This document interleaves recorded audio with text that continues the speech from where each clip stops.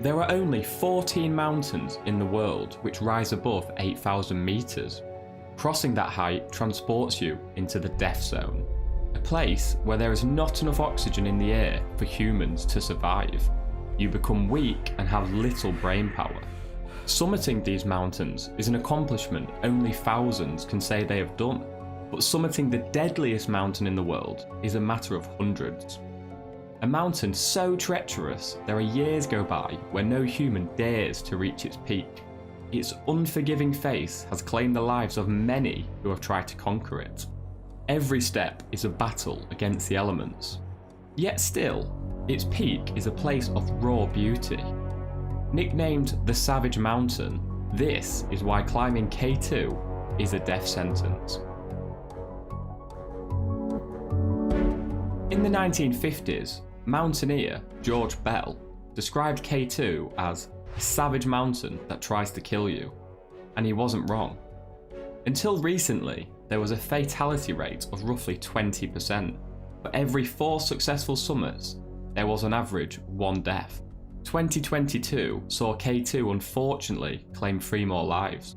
Also, until recently, it was true to say that more humans have been into space than stood on K2's peak. I'll explain what I mean by until recently later in this video.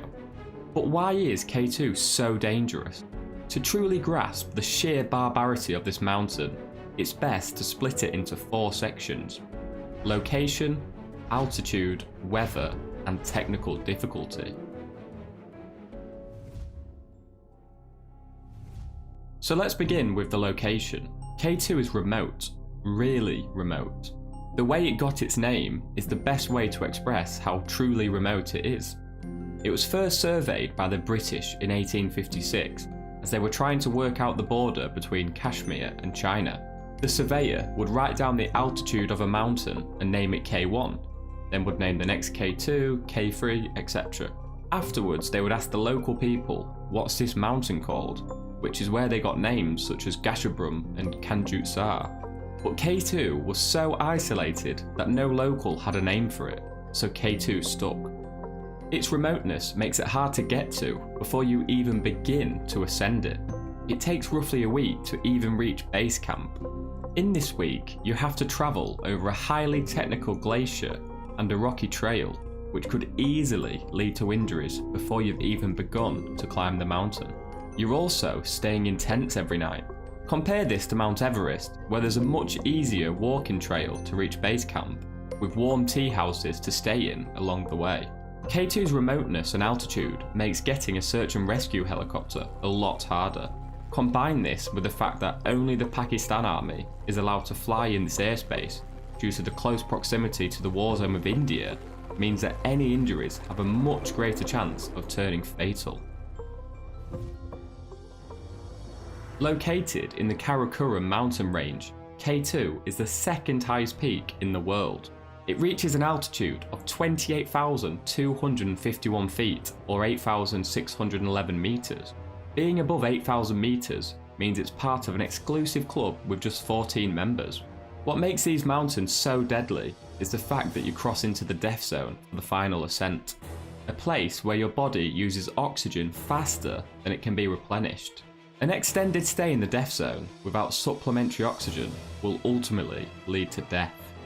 Your body attempts to acclimatise by producing more red blood cells, your heart beats faster, and non-essential bodily functions are suppressed, and one also breathes more deeply.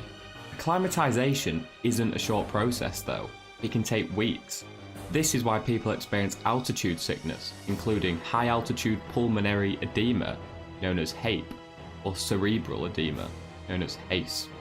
The reduced brain power and lack of strength has led to many fatalities in the death zone. Despite weather forecasting technologies advancing astronomically since K2's first summit in 1954, there is an understanding amongst its climbers that it's still not predictable. It's situated further north than Everest, making for increased likelihood of incredibly foul weather due to the jet stream.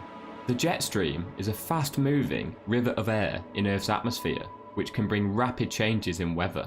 In the winter, gusts at K2 can reach hurricane force levels, which would throw climbers off the mountain as if they were just a feather in the wind. On top of this, there is a heightened risk of avalanches, the severity of which is evident in the 2008 K2 disaster.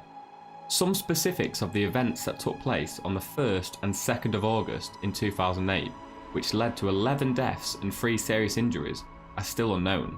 But what we do know is that an ice avalanche happened during an area of the climb called the Bottleneck. The avalanche destroyed many of the climbers' ropes, which unfortunately led to their deaths.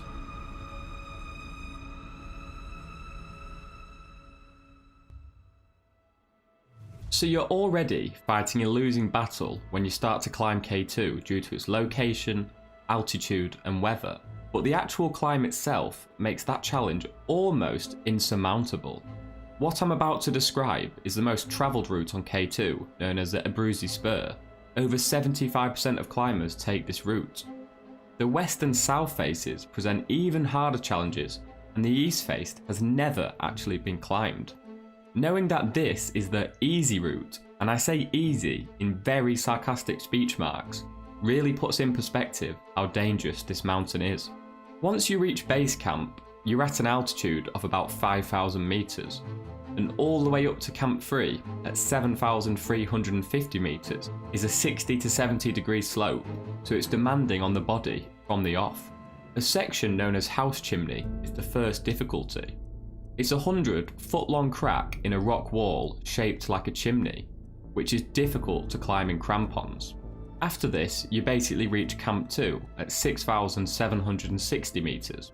On the ascent to Camp 3, you face one of the most difficult parts of the climb, known as the Black Pyramid, a huge mass of steep rock coming off the main spur. To put in perspective how big this part is, the Great Pyramid of Giza is 146 metres tall. The Black Pyramid section of K2 is nearly 400 metres in length. When you get close to Camp 3, there's a 25-foot vertical wall of ice that you've got to climb. But finally, you make it to Camp 3. Just 1,350 metres to go, if only it was that easy. Camp 3 is on a slope of about 30 degrees, making it very difficult to get a good night's rest. Your first bit of relief comes when you make it to Camp 4, as it's a bit of a flat plain. However, it is at 8,000 metres, so you have entered the death zone. Oxygen management is now even more crucial.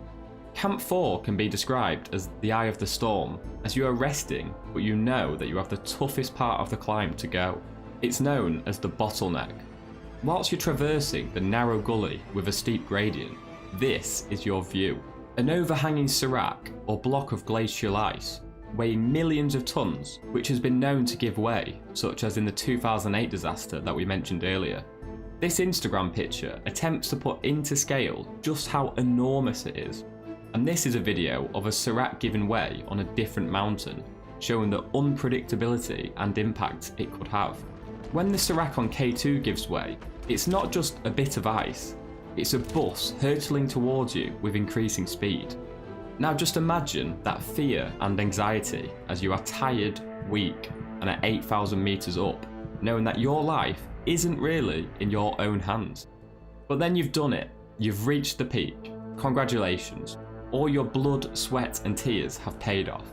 Well, the thing is, it actually gets harder from here. You now have to go down. Imagine the whole journey as an energy tank. For every exertion you make, you lose a little bit of charge. But you're so desperate to complete your mission and reach the peak, you push your body to its absolute limits. Reserving 50% of your energy for the way down might not even cross your mind. That's why it's estimated that over 80% of deaths happen on descent. You're weaker, more tired and have less brain power, and probably have a little bit less motivation. It's an accident waiting to happen. And as I mentioned earlier, people would describe this as the easiest route for K2, which truly shows how dangerous this mountain is. There is good news, however, for those wishing to climb K2. Apart from the estimated $30,000 expedition cost per person, the routes are becoming more accessible. K2 is slowly getting the Mount Everest treatment, meaning increased popularity leads to more Sherpas and safer routing. These are the stats for successful summits per year since 1993, with 2022 destroying the previous record of 62 with over 190 summits. In fact, on July the 22nd, 2022, more than 145 climbers summited within a 24-hour period. This is why earlier I said until recently, all these successful summits have led to a fall in the fatality rate. Whilst reaching the peak of K2 becomes more obtainable, the challenge remains ruthless.